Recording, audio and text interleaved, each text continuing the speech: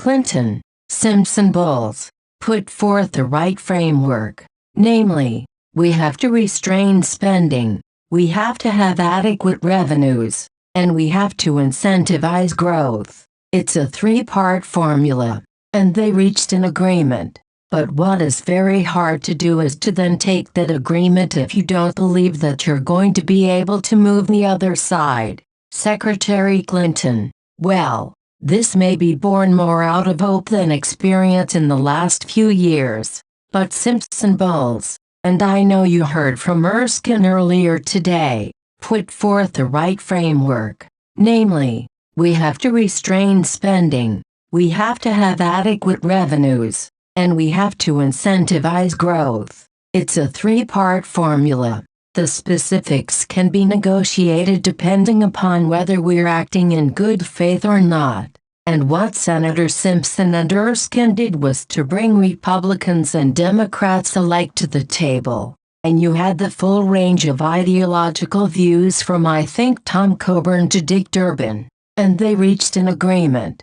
But what is very hard to do is to then take that agreement if you don't believe that you're going to be able to move the other side. And where we are now is in this gridlock dysfunction. So you've got Democrats saying that, you have to have more revenues. That's the sine qua non of any kind of agreement. You have Republicans saying no on revenues. You have to cut much more deeply into spending. Well, looks what's happened. We are slowly returning to growth. It's not as much or as fast as many of us would like to see, but, we're certainly better off than our European friends, and we're beginning to, I believe, kind of come out of the long aftermath of the 08 crisis. Clinton speech from Morgan Stanley, April 18, 2013.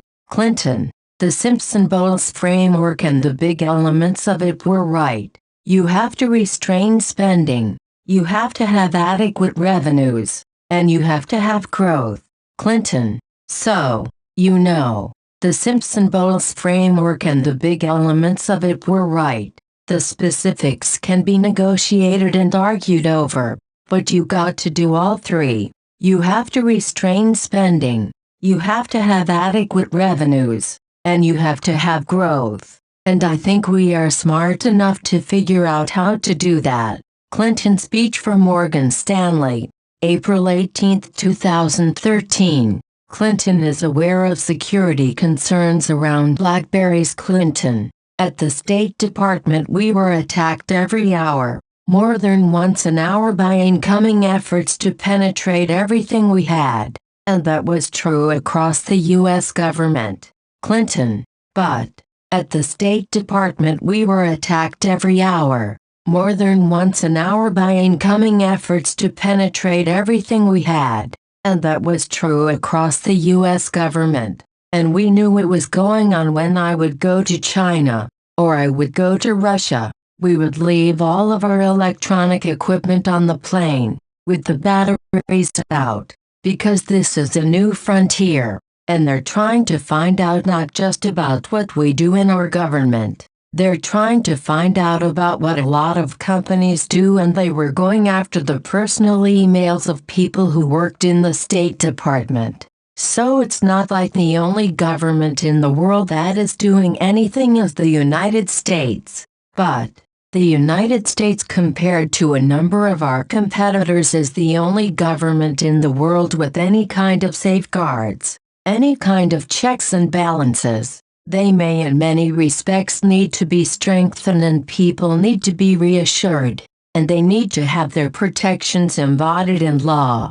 But, I think turning over a lot of that material intentionally or unintentionally, because of the way it can be drained, gave all kinds of information not only to big countries, but to networks and terrorist groups, and the like. So I have a hard time thinking that somebody who is a champion of privacy and liberty has taken refuge in Russia under Putin's authority, and then he calls into a Putin talk show and says, "President Putin, do you spy on people?" And President Putin says, "Well, From one intelligence professional to another. Of course not. Oh, thank you so much. I mean, really, I don't know. I have a hard time following it. Clinton speech at UConn, April 23, 2014. Hillary Clinton. When I got to the State Department, it was still against the rules to let most, or let all Foreign Service officers have access to a BlackBerry. I mean, let's face it, our government is woefully behind in all of its policies that affect the use of technology. When I got to the State Department, it was still against the rules to let most, or let all Foreign Service officers have access to a BlackBerry. You couldn't have desktop computers when Colin Powell was there. Everything that you are taking advantage of, inventing and using, is still a generation or two behind when it comes to our government. Hillary Clinton remarks at Nexenta, August 28, 2014. Hillary Clinton. We couldn't take our computers. We couldn't take our personal devices off the plane in China and Russia. I mean, probably the most frustrating part of this whole debate, our country's acting like we're the only people in the world trying to figure out what's going on. I mean, every time I went to countries like China or Russia, I mean, we couldn't take our computers. We couldn't take our personal devices. We couldn't take anything off the plane because they're so good. They would penetrate them in a minute, less, a nanosecond. So we would take the batteries out. We'd leave them on the plane. Hillary Clinton remarks at Nexenta, August 28, 2014. Clinton said when she got to state, employees were not mostly permitted to have handheld devices. You know, when Colin Powell showed up as Secretary of State in 2001, most State Department employees still didn't even have computers on their desks. When I got there, they were not mostly permitted to have handheld devices. I mean, so you're thinking, how do we operate in this new environment dominated by technology, globalizing forces? We have to change. And I can't expect people to change if I don't try to model it and let it. Clinton speech for General Electric's Global Leadership Meeting, Boca Raton, FL, January 6, 2014. Hillary Clinton said, you know, you can't bring your phone and computer when traveling to China and Russia, and she had to take her batteries out and put them in a special box. And anybody who has ever traveled in other countries, some of which shall remain nameless, except for Russia and China, you know that you can't bring your phones and your computers. And if you do, good luck. I mean, we would not only take the batteries out, we would leave the batteries and the devices on the plane in special boxes. Now, we didn't do that because we thought it would be fun to tell somebody about. We did it because we knew that we were all targets and that we would be totally vulnerable. So it's not only what others do to us and what we do to them and how many people are involved in it. It's what's the purpose of it, what is being collected, and how can it be used. And there are clearly people in this room who know a lot about this. And some of you could be very useful contributors to the conversation because you're sophisticated enough to know that it's not just, do it, don't do it. We have to have a way of doing it, and then we have to have a way of analyzing it, and then we have to have a way of sharing it. Goldman Sachs Builders and Innovators Summit, October 29, 2013. Hillary Clinton lamented how far behind the State Department was in technology, saying people were not even allowed to use mobile devices because of security issues. Personally, having, lived and worked in the White House, having been a senator, having been Secretary of State, there has traditionally been a great pool of very talented, hard-working people. And just as I was saying about the credit market, Our personnel policies haven't kept up with the changes necessary in government. We have a lot of difficulties in getting. When I got to the State Department, we were so far behind in technology. It was embarrassing. And, people were not even allowed to use mobile devices because of security issues and cost issues. And we really had to try to push into the last part of the 20th century in order to get people functioning in 2009 and 10. Goldman Sachs Builders and Innovators Summit, October 29, 2013. Clinton remarks are pro-Keystone and pro-trade Clinton. So I think that Keystone is a contentious issue. And of course it is important on both sides of the border for different and sometimes opposing reasons. So I think that Keystone is a contentious issue.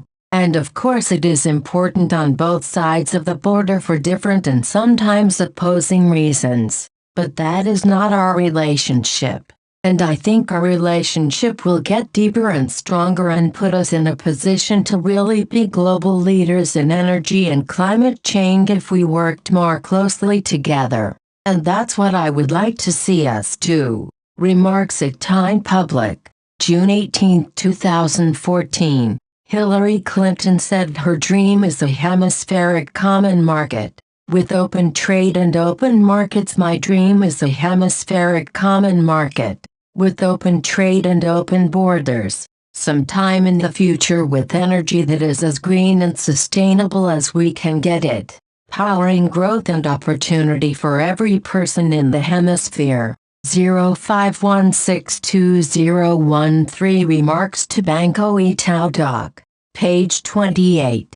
Hillary Clinton said we have to have a concerted plan to increase trade. We have to resist protectionism and other kinds of barriers to trade. Secondly, I think we have to have a concerted plan to increase trade already under the current circumstances. That Inter-American Development Bank figure is pretty surprising. There is so much more we can do. There is a lot of low-hanging fruit, but businesses on both sides have to make it a priority, and it's not for governments to do, but governments can either make it easy or make it hard, and we have to resist protectionism, other kinds of barriers to market access and to trade, and I would like to see this get much more attention and be not just a policy for a year under President X or President Y, but a consistent one.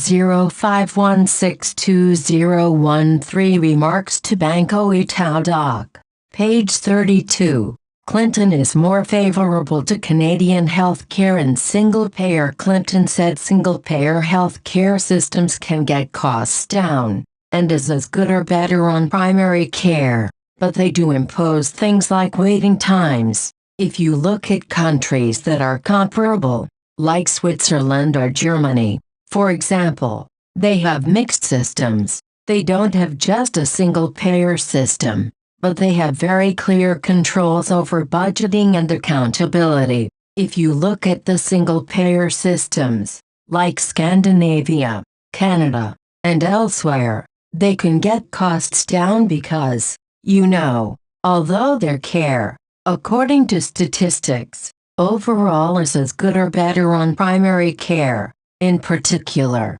they do impose things like waiting times. It takes longer to get like a hip replacement than it might take here. Hillary Clinton remarks to ECGR Grand Rapids, June 17, 2013.